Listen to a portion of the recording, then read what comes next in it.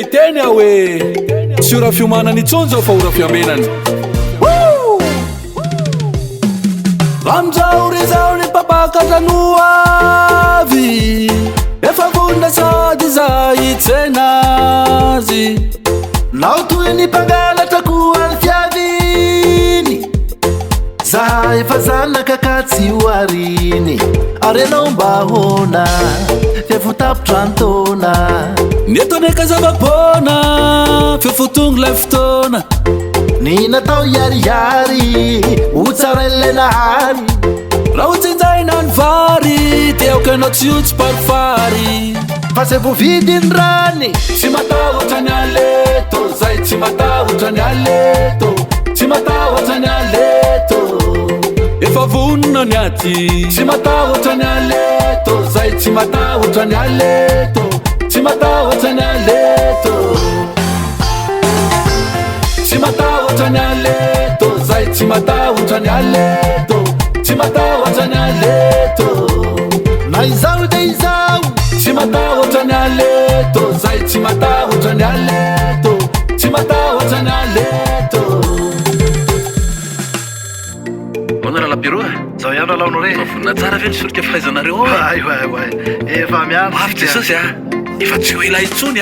raha ny amotena loza indray de tsy mety raha iteny hoe ty ao alay vo de miamboadide efa voniny zay na ho elo na ho vetivety ka izao tsy anao rery ihany ny tompo tafidy fa zay voavidiny rany tsy matahotra ny aleto zay tsy matahotra ny aleto tsy matahotra ny aleto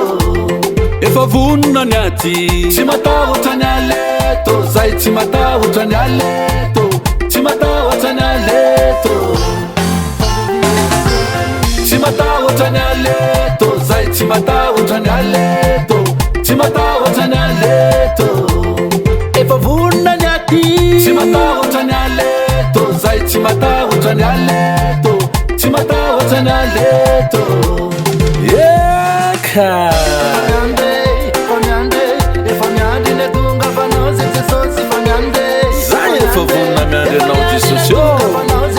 na uela na uenge na ngasana ifona fa zay voavidiny rany tsy matahotra ny aleto zay tsy matahotra ny aleto tsy matahotra ny aleto efa vonona ny aty tsy matahotra ny aleto zay tsy matahotra ny aleto tsy matahotra ny aleto fa voavidiny rany tsy matahotra ny aleto zay tsy matahotra ny aleto tsy matahotra ny aleto na izao de izao tsy matahotra ny aleto zay tsy matahotra ny aleto